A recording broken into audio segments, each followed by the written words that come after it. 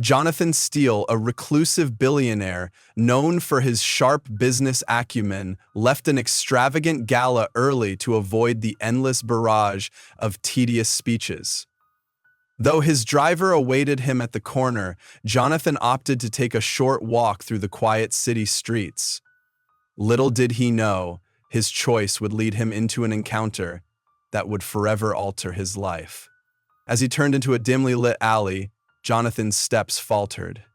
The air seemed colder, heavier, and a faint metallic smell lingered. He paused, feeling an inexplicable sense of unease. Suddenly, three men emerged from the shadows, their expressions a blend of menace and greed. "Look what we have here," one sneered, his gaze fixed on Jonathan's tailored suit and expensive watch. Jonathan's pulse quickened, but his face remained calm. "If it's money you want, take it," he said, trying to keep the situation under control. The tallest of the group smirked and stepped closer. "We want everything, big shot. Wallet, watch, everything." Before Jonathan could respond, a voice rang out from the end of the alley. "Leave him alone! The police are on their way!" All heads turned to see a young woman holding a sturdy metal rod. Her clothes were tattered, her face marked by the harshness of street life, but her posture exuded unshakable resolve. The men laughed. "And who are you to stop us?" one taunted, stepping toward her. In a swift, decisive motion, the woman struck the ground with the rod, creating a loud clang. "Try me," she said, her voice steady, "or you can stick around and explain yourselves to the cops." The faint sound of distant sirens made the men pause. After exchanging uneasy glances, their leader growled, "This isn't over, rich boy," before they melted back into the shadows. Jonathan's eyes met the woman's as she lowered the rod. "Did you really call the police?" he asked, his voice tinged with disbelief. She smirked.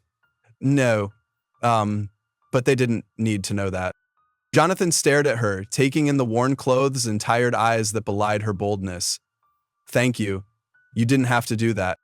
"You're welcome. Just be more careful where you walk next time," she replied, turning to leave. "Wait!" Jonathan called out. Something about her compelled him to stop her. "At least tell me your name." She hesitated, then glanced over her shoulder. "Lila Carter, but don't bother trying to repay me. I don't need charity." Jonathan reached into his pocket and handed her his business card. "My name is Jonathan Steele. If you ever need help with anything, call me." Lila took the card, her fingers brushing his briefly. "I'll think about it," she said, slipping it into her pocket before vanishing into the night. Jonathan continued his walk, his thoughts racing. Who was this fearless woman? The name Lila Carter nagged at him, sparking a vague sense of familiarity. Back in his penthouse, he couldn't resist typing her name into an online search. To his surprise, there were no immediate results, but something told him there was more to her story.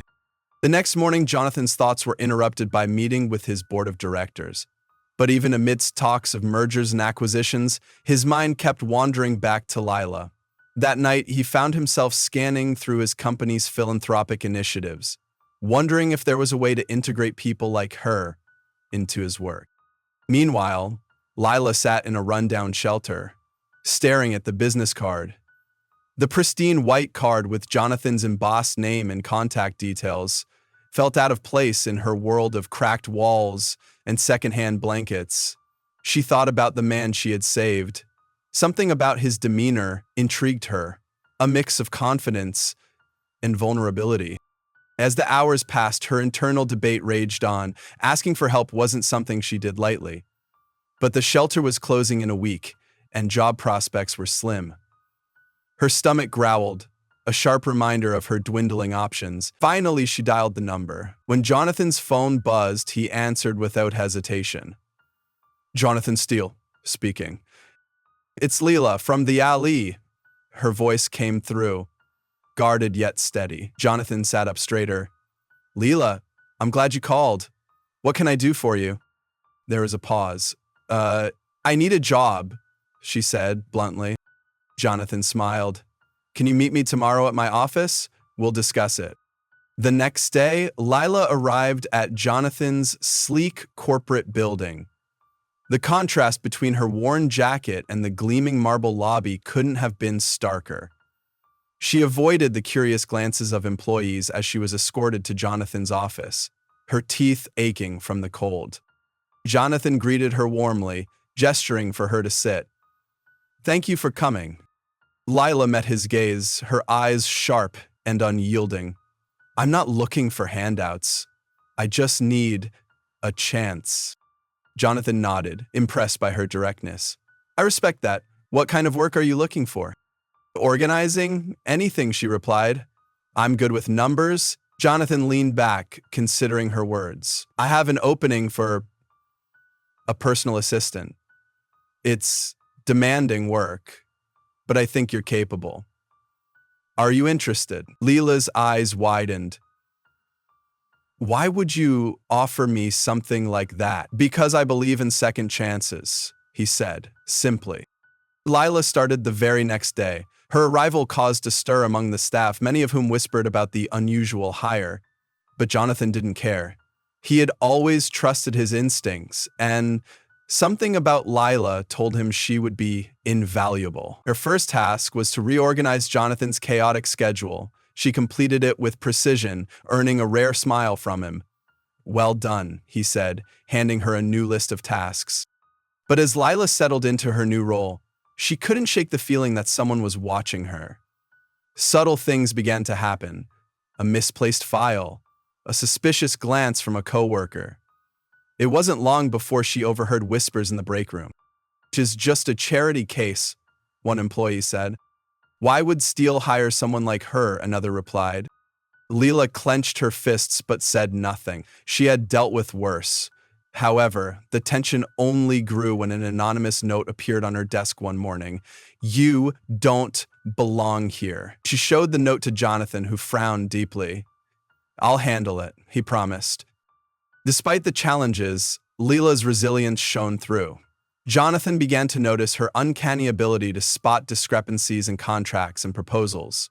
During a high-stakes meeting, she pointed out a critical error in a deal that could have cost the company millions. "How did you catch that?" Jonathan asked later. Lila shrugged. "I've always been good with details." Jonathan's curiosity grew. Who was this woman with such hidden talents? He decided to dig deeper, uncovering a trail that led him to a shocking revelation about Lila's past. But he wasn't the only one watching her. Someone else was digging too, and their intentions were far from benign. Jonathan Steele couldn't shake the mystery that was Lila Carter. Her presence had an undeniable energy, a mix of raw grit and guarded vulnerability that made him question not only her past, but his own carefully curated existence. As the days turned into weeks, Lila's role within the company grew more significant. She had an innate knack for dissecting problems, often offering fresh perspectives that left seasoned executives dumbfounded. Yet, beneath her sharp exterior, Jonathan could sense a weight she carried, one that seemed to burden her soul. One evening, as Jonathan worked late, he glanced at the clock. It was well past office hours, yet he noticed a faint light coming from Lila's desk. Curious, he walked over to find her poring over a thick stack of documents. Her eyes were tired, but determined. "Lila," he said softly, making her jump slightly, "what are you doing here so late?" She hesitated, as though debating how much to reveal. "Just going through the new vendor contracts. There are a few clauses that don't sit right with me." Jonathan raised an eyebrow. "You've already reviewed those? I only assigned them this morning." Shaking his head. "I thought it'd be better to finish them now. Deadlines don't wait, right?" She offered a faint smile, but her expression quickly turned serious. You should look at this." She handed him a marked-up document, her notes neatly scrawled in the margins. Jonathan scanned the page, his expression shifting from curiosity to alarm. "This clause? It's a liability trap. If we signed this as is, we'd be exposed to significant legal risks." Lila nodded. "Exactly. I'm guessing the vendor hoped no one would catch it." Jonathan stared at her, impressed yet again. "You've got an incredible eye for detail, Lila. Thank you for catching this." She shrugged. her modesty contrasting sharply with her talent. It's just part of the job. Jonathan lingered for a moment, sensing there was more to her story than she let on. Have you ever thought about why you're so good at this? Your skills go beyond what most people pick up from experience. An empty hand shaking her head. Only a smile. Only a word. Jean read it more. Are you good because you love being good at skills? Questioned Jonathan. I tried. It's been so long, I said. Since it started, I can feel them again. I don't even love being good. Her expression darkened briefly, a shadow crossing her face. Let's just say I've had a lot of practice spotting trouble before it happens. He didn't press further, respecting her boundaries. But her words lingered in his mind as he returned to his office. The next morning, the office was abuzz with anticipation. A major investor meeting was scheduled, one that could potentially secure funding for a groundbreaking project Jonathan had been developing. It was a high-stakes day, and the pressure was palpable. Jonathan Blakeney waited, sinking into a general chair at the table, conversations penciled through the meeting. I'm Jonathan Blakeney, also known by the crowds as the Fat Cat. As Jonathan prepared for the presentation, Lila entered his office with a stack of revised documents. I've updated the proposal with more precise figures and streamlined the projections. It should make a stronger impression. Jonathan flipped through the papers, his admiration for her work growing with each page. You've done it again, Lila. This is exceptional. She gave a small nod, her expression unreadable. Good luck in the meeting. The meeting was a resounding success. The investors were not only impressed with the proposal, but also intrigued by the meticulous attention to detail. As they shook hands and finalized agreements, Jonathan couldn't help but feel a surge of gratitude toward Lila. Later that day, he called her into his office. You've been an invaluable part of this team, Lila. I hope you know that. She shifted uncomfortably, clearly unused to praise. I'm just doing my job. It's more than that, Jonathan insisted. Your contributions go beyond what's expected. Have you thought about taking on a larger role here? Perhaps something with more responsibility. Lila's eyes widened slightly, a flicker of uncertainty crossing her face. I don't know, I've never... She trailed off, her voice faltering. Jonathan leaned forward, his tone encouraging. Think about it. You have the potential to do great things here. She nodded slowly, her mind clearly racing. I'll think about it. As the weeks passed, Lila began to find her footing in the corporate world.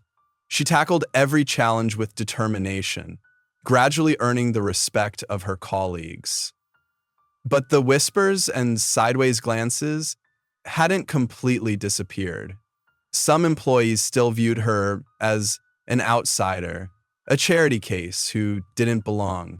One afternoon, as Lila worked quietly at her desk, she overheard a conversation between two coworkers. A woman, it was soon apparent, said to a guide, I don't get why Steele is so invested in her, one said. She's not exactly qualified for this. Maybe he feels guilty about something, the other replied with a chuckle. Rich guys like him love playing savior. Lila clenched her jaw, the familiar sting of judgment washing over her. But instead of letting their words get to her, she channeled her frustration into her work, determined to prove them wrong.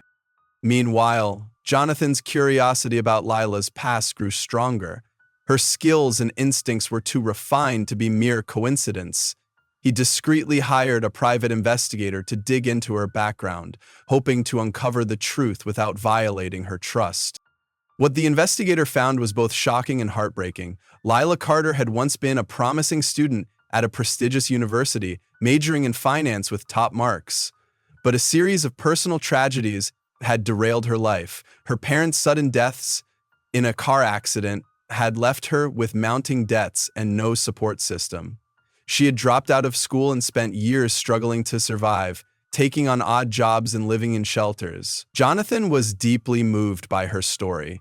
It explained so much about her resilience and her reluctance to accept help. But it also raised new questions. Why had someone with such potential been left to fend for herself? And what could he do to ensure she never had to endure such hardships again? One evening, as Lila prepared to leave the office, Jonathan called her into his office. He hesitated for a moment before speaking. Lila, there's something I need to tell you. I looked into your background. Her eyes widened, a mix of anger and betrayal flashing across her face. You what? I know I should have asked you first, and I'm sorry for invading your privacy, but I needed to understand why someone as talented as you ended up where you did. Lila's hands clenched into fists, her voice trembling. You had no right. The words were almost lost behind the rising panic. You're right, Jonathan admitted, his tone earnest. But I did it because I care. Your story, it's not just inspiring, it's a testament to your strength, and I want to help you achieve everything you've been denied. She stared at him, her anger slowly giving way to confusion and vulnerability. Why would you do that? You don't even know me. Because I see something in you, he said simply, and because I've been in a position to help people before and didn't. I don't want to make that mistake again. Lila's eyes softened, though a hint of weariness remained. I don't need charity, Jonathan. I just need a chance. Then let me give you that chance, he replied. Not out of pity, but because you've earned it. Their conversation marked a turning point in their relationship. Over time, Lila began to trust Jonathan more, allowing him glimpses into the parts of her life she had long kept hidden. In turn, Jonathan found himself reevaluating his own priorities. For years, he had focused solely on building his empire, but Lila's conversation reminded him of the importance of human connection. But as their bond grew stronger, so did the shadows lurking in the background. The anonymous threats against Lila hadn't stopped, and Jonathan couldn't shake the feeling that someone was targeting her. One evening, he received a cryptic message on his phone. Stay out of this, Steele. She's not your problem. Jonathan's blood ran cold. Whoever was behind the threats was serious, and they weren't going to back down. He knew he had to protect Lila, no matter the cost. The following week, an incident confirmed his worst fears. As Lila walked to her car after work, a black SUV with tinted windows sped toward her. She barely managed to jump out of the way, landing hard on the pavement, as the vehicle screeched around the corner and disappeared into the night. Shaken but unharmed, Lila reported the incident to Jonathan.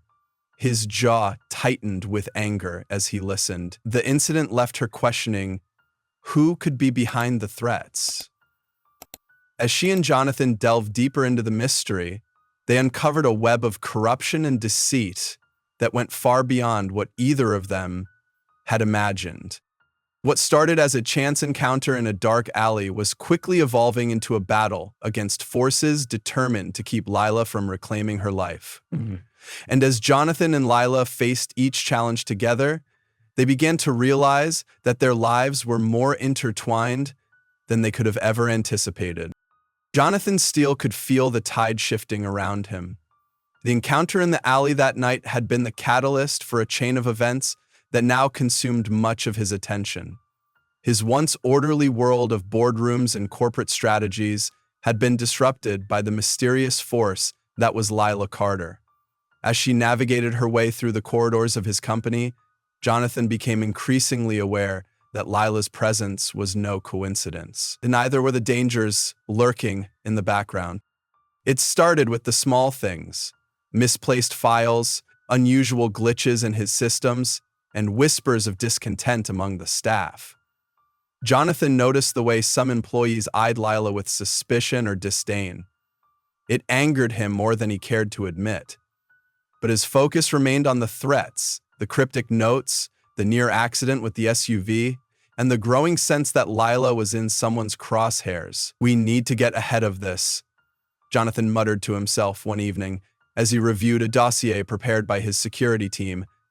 He had hired the best in the business to investigate the threats against Lila, but so far they had come up empty-handed.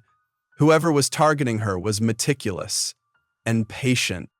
Meanwhile, Lila was beginning to feel the weight of her new reality.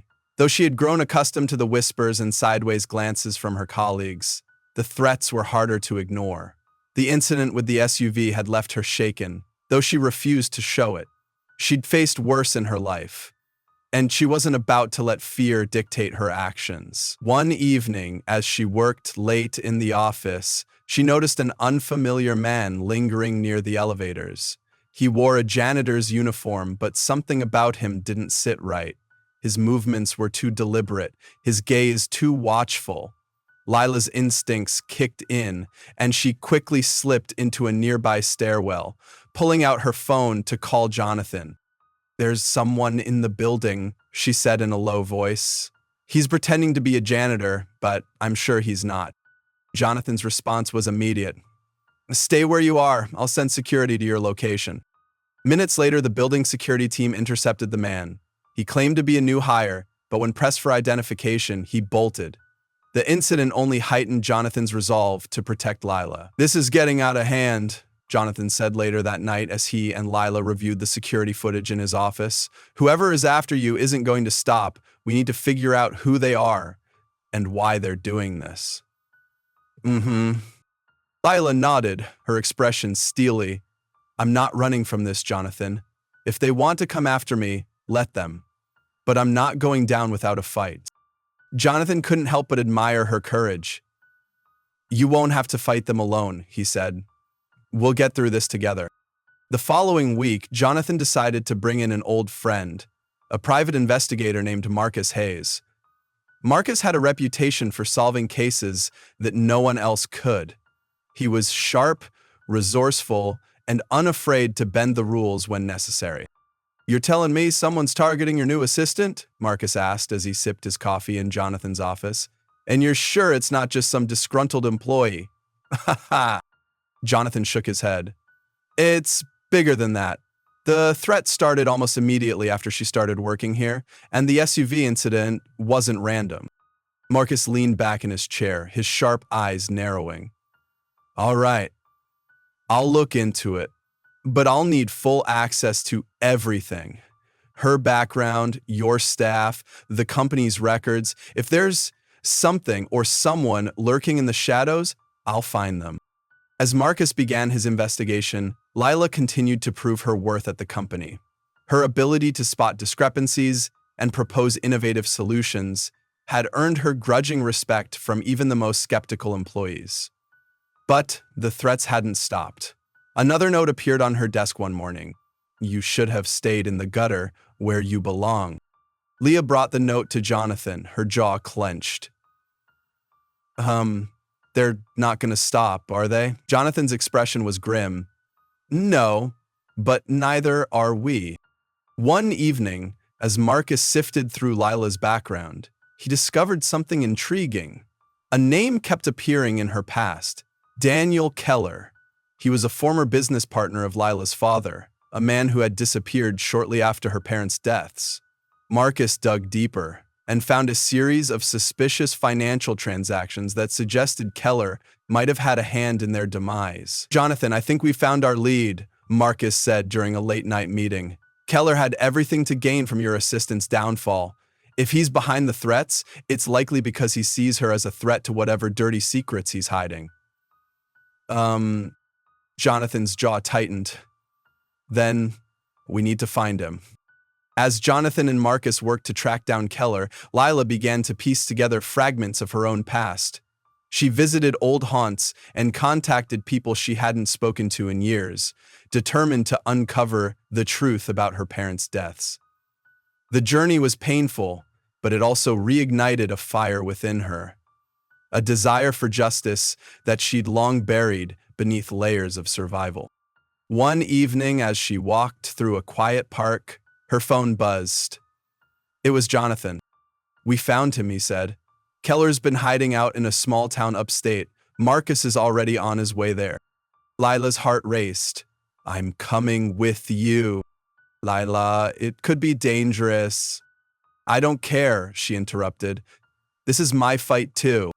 Jonathan sighed, recognizing the determination in her voice. "All right, but we're doing this carefully, no risks."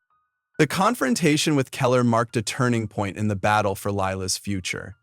As she and Jonathan unraveled the web of corruption and deceit surrounding her family's tragedy, they uncovered secrets that threatened to shake not only her world, but Jonathan's as well.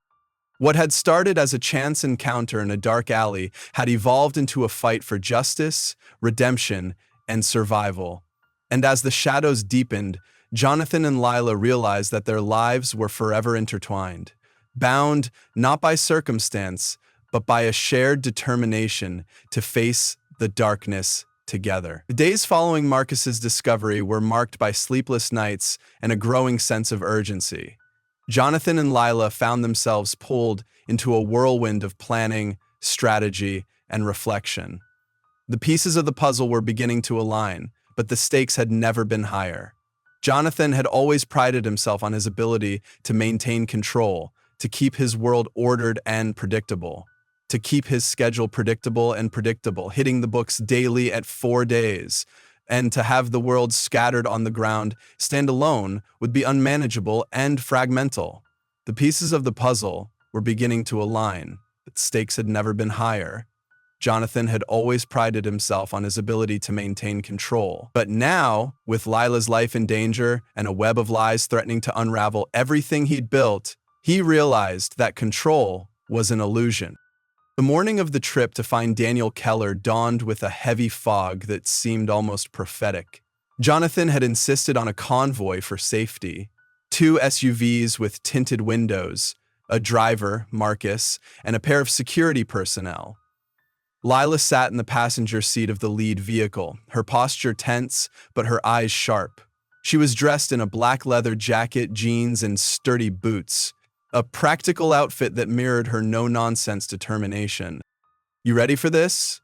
Jonathan asked, glancing at her as the convoy rolled out of the city. "Hmm?" she responded. "I've been ready for this my entire life," she replied, her voice steady. "I just didn't know it until now." Jonathan nodded, respecting her resolve.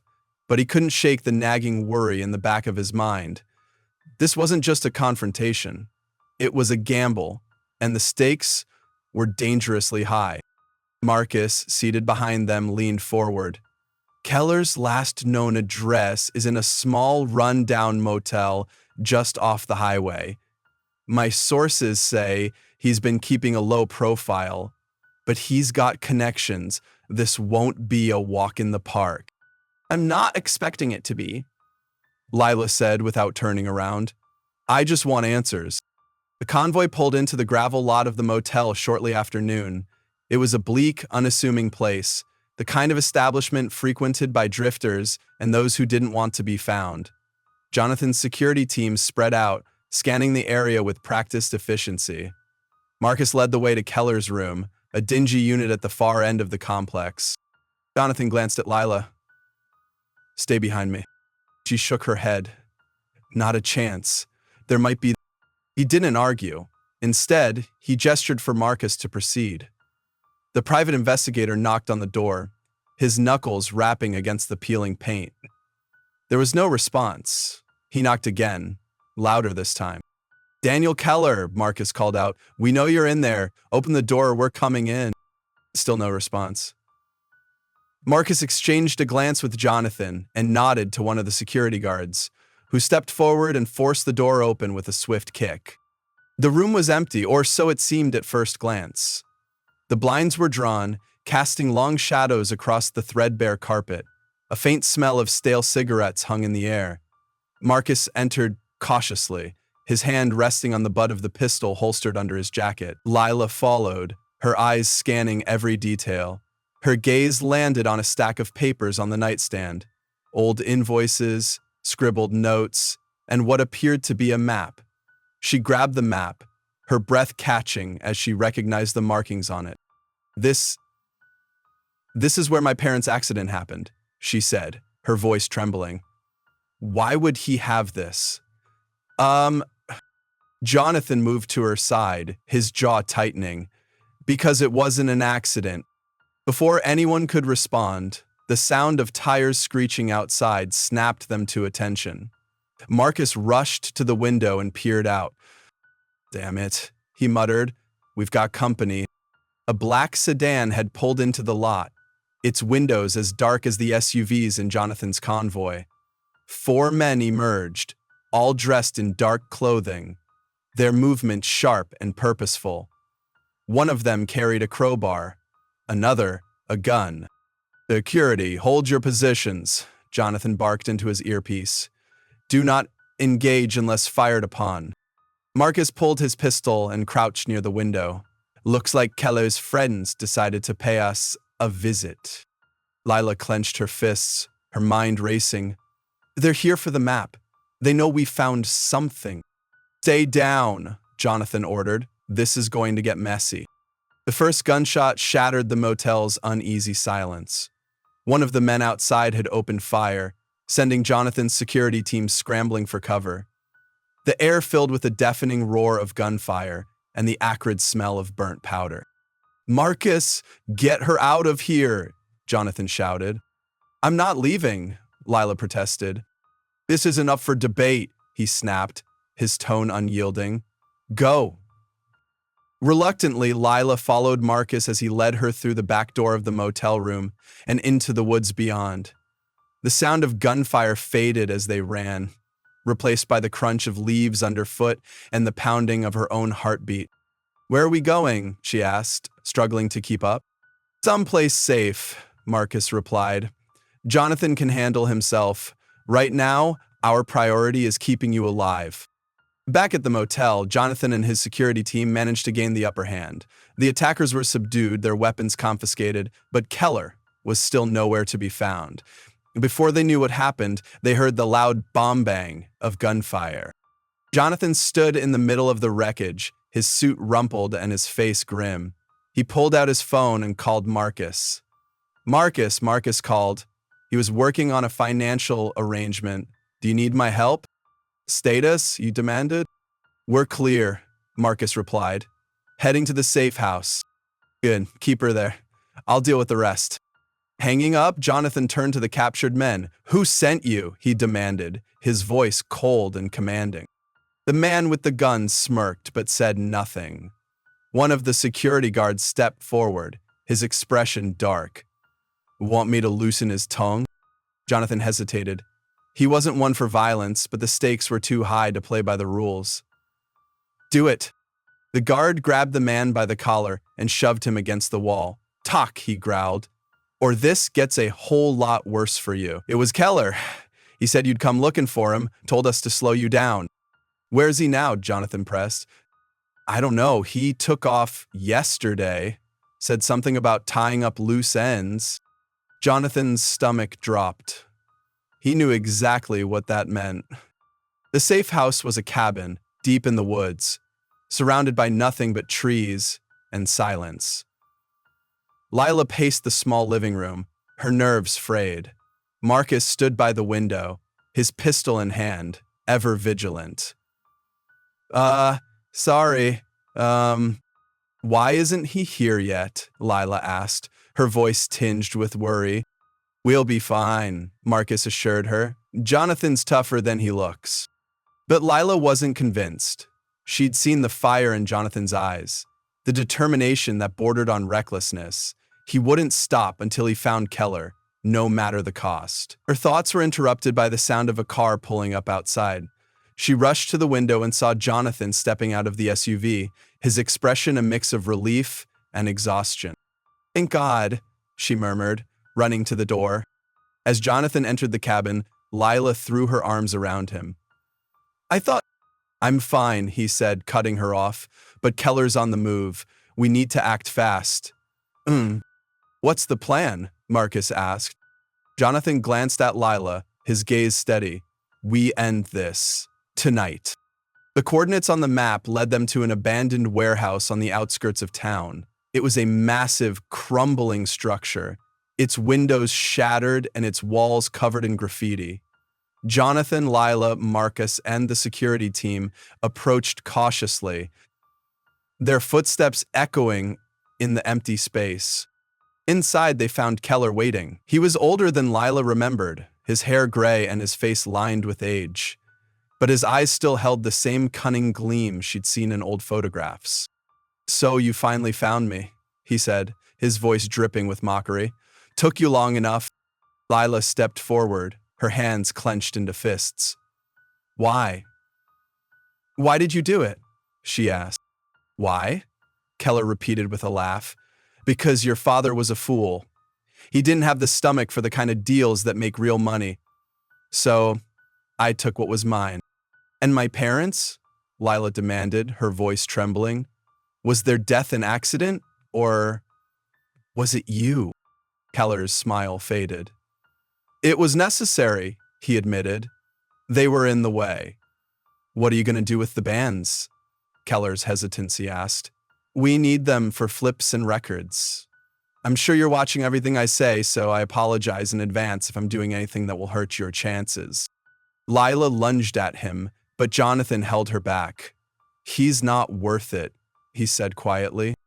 Marcus stepped forward, his gun trained on Keller. "You're coming with us." Keller smirked. "You think I'm going to jail? I have enough dirt on half the city to buy my freedom 10 times over." "Not this time," Jonathan said. "We've got everything we need to bring you down." As Keller was escorted out of the warehouse, Lila felt a weight lift from her shoulders. It wasn't over, not yet, but for the first time in years, she felt a glimmer of hope. The next morning, Jonathan and Lila stood in his office, the sun streaming through the windows.